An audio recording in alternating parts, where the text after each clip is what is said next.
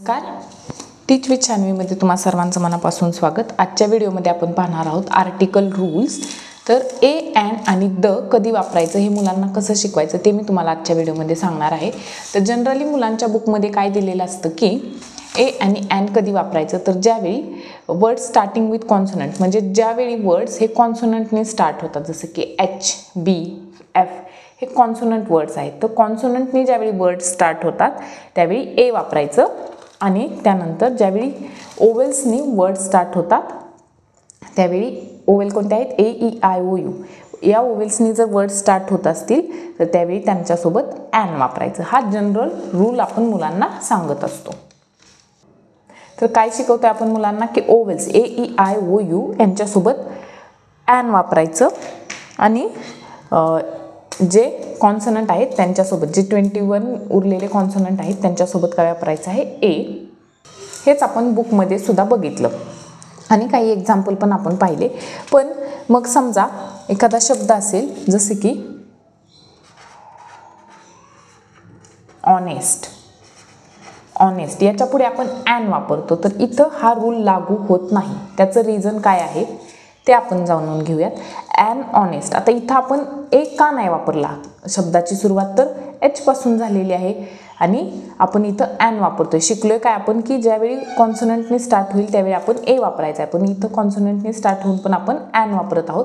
तर या रूलमध्ये इथं हा रूल का लागू झाला नाही, तर सांगायचं हेच की तुम्ही जे मुलांना शिकवता की कॉन्सोनंटसोबत ए वापरायचा आणि ओवेलसोबत ॲन वापरायचा, तर हे चुकीचं आहे. तुम्ही मुलांना हे शिकवलं पाहिजे की कॉन्सोनंट साऊंडसोबत, म्हणजेच कॉन्सोनंट साऊंड ज्यावेळी येईल एखाद्या शब्दातून त्यावेळी तुम्ही ए वापरायचा आणि ओवेल साऊंड येईल त्यावेळी तुम्ही ॲन वापरायचं. जसं की ऑनेस्ट यामध्ये याचा साऊंड ऑ पासून चालू होतोय. ऑ एक ओवेल आपण वाचतो, ओ ओवेल आपण ऑ ह्या साऊंडने वाचतो, म्हणून ऑनेस्ट, ऑनेस्ट या पद्धतीने आपण याचा साऊंड वाचतो.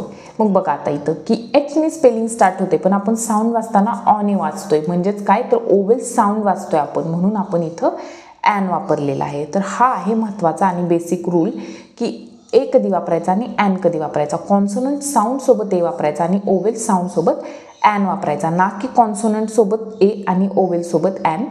तर साऊंड महत्त्वाचे आहेत, आपल्याला साऊंडवरती फोकस करायचा आहे, ना की वर्डचं स्पेलिंग कोणत्या शब्दाने स्टार्ट झालेलं आहे.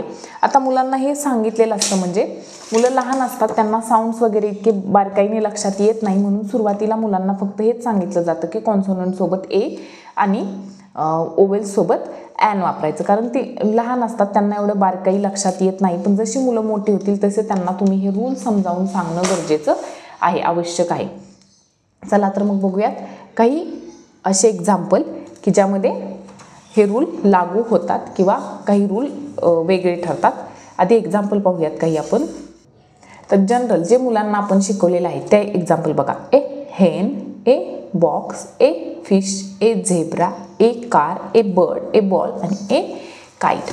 आणि ओवेल्सचे एक्झाम्पल बघा. An egg, an owl, an orange, an apple, an umbrella, an axe, an iron आणि an eye. तर हे होते ओवेल आर्टिकल ए आणि आर्टिकल ॲनचे एक्झाम्पल.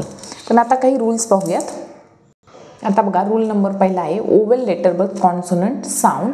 म्हणजे या सगळ्या एक्झाम्पलमध्ये बघा की वर्ड्सची सुरुवात ही ओवेल लेटरने झाली आहे, जसं की यू, ओ, यू, यू. यामध्ये ह्या सगळ्या शब्दांची सुरुवात यूने झालेली आहे, पण आपण तरी त्याच्या आधी ए वापरला आहे. तर इथं असं का केलेलं आहे, तर युनिफॉर्म या शब्दामध्ये बघा तुम्ही युनिफॉर्म.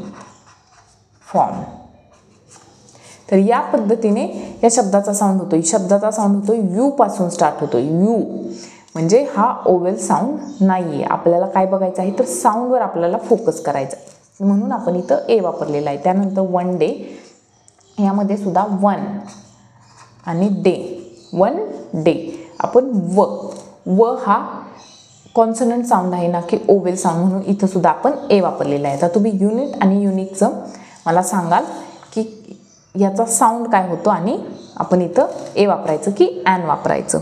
त्यानंतर रूल नंबर 2. आता रूल नंबर 2 बघा ही consonant letter but vowel sound म्हणजे काय, तर लेटर कॉन्सोनंट आहे पण याचा साऊंड आपण काय म्हणतोय, अवर. अवर यूचा यूचा साऊंड अ होतो, ओवेलमध्ये यूचा साऊंड अ म्हणतो आपण अवर. किंवा ऑनेस्ट ओचा साऊंड आपण ऑ वाचतो. म्हणून इथं जरी लेटर कॉन्सोनंट असेल शब्दाच्या पहिलं की कॉन्सोनंट लेटर आहे एच आहे, पण तरी पण साऊंड काय आहे, तर साऊंड हा ओवेल साऊंड आहे. इथं सुद्धा कॉन्सोनंट लेटर आहे पण साऊंड ओवेल साऊंड आहे, म्हणून इथं आपण ॲन वापरायचं. तर हे होते 2 रूल की जे तुम्ही पाळायचे आहेत, फॉलो करायचे आहेत ए आणि ॲन वापरत असताना. आता पाहूयात द कधी यूज करायचा. ए ॲन आपण शिकलो, आता द कधी यूज करायचा. तर द हा नेहमी एका विशिष्ट गोष्टीसाठी वापरला जातो. म्हणजे जसं की द सन, द मून म्हणजे सूर्य ही एकमेव गोष्ट आहे, त्याच्यासारखं दुसरं कोणी नाही आहे, म्हणून द सन, द मून यासारख्या एक्झाम्पलसाठी द वापरलं जातं. एक्झाम्पल पाहूयात आपण. ते बघा इथं द सन म्हणजे सूर्य, द मून, द अर्थ म्हणजे काही एकमेव गोष्टी असतात ज्या या जगात एकमेवच आहेत. किंवा द हिमालय पर्वत एवढा उंच दुसरा पर्वत नाही, किंवा हिमालयासारखा दुसरा पर्वत नाही, म्हणून त्याच्यासोबत आपण द वापरत असतो. तर हा आहे एक रूल की एकदम विशिष्ट स्पेशल अशा वस्तूंसोबत आपण द वापरणार आहोत. हा आहे द वापरण्याचा पहिला नियम किंवा पहिला रूल नंबर 1 की द कधी वापरायचा, स्पेसिफिक किंवा विशिष्ट स्पेशल वस्तूंसाठी, जसं की ज्या वस्तू एकमेव आहेत त्या वस्तूंसाठी आपण द वापरणार आहोत. त्यानंतर आणखीन एक रूल, तो म्हणजे जर आपण कोणत्याही वाक्यात पहिल्यांदा एखादी गोष्ट मेन्शन करत असेल आणि त्याच गोष्टीबद्दल जर पुन्हा बोलत असेल तर त्यावेळी आपण द वापरायचं आहे. जसं पहिल्यांदा बोलताना आपण ए वापरू शकतो किंवा ॲन वापरू शकतो, डिपेंड ऑन त्या जो वर्ड आहे तो. पण त्यानंतर ज्यावेळी आपण दुसऱ्यांदा पुन्हा त्याच व्यक्तीबद्दल किंवा वस्तूबद्दल बोलतो त्यावेळी आपण द वापरायचं आहे. कसं ते नियम पाहिल्यावर लक्षात येईल.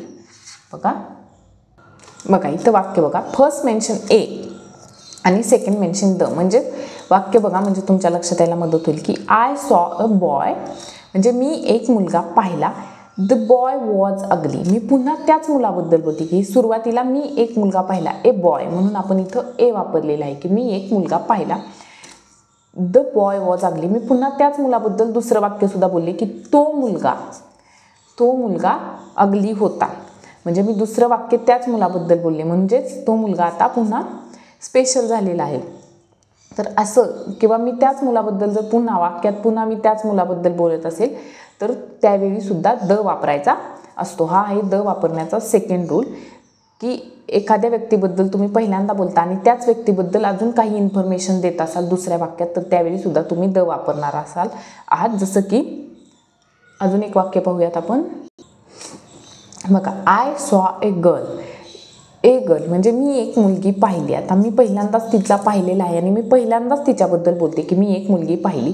नंतर the girl was so beautiful, आता मी पुन्हा त्याच मुलीचं वर्णन करत आहे. नेक्स्ट वाक्यामध्ये सुद्धा मी काय करत आहे की त्याच मुलीबद्दल माहिती सांगत आहे, तिचंच वर्णन करत आहे. त्यावेळी मात्र मी द वापरला, म्हणजे ती मुलगी स्पेशल झाली आता, कारण मी तिच्याबद्दलच पुन्हा काहीतरी माहिती सांगत आहे. तर अशा पद्धतीने ज्यावेळी तुम्ही एखादी गोष्ट फर्स्टली मेंटेन कराल म्हणजे पहिल्यांदा सांगाल त्यावेळी ए किंवा ॲन हे तुमच्या वर्डवर डिपेंड असेल. पण जर तुम्ही पुन्हा त्याच वस्तूबद्दल किंवा व्यक्तीबद्दल बोलत असाल तर त्यावेळी सुद्धा तुम्ही द वापरायचं आहे.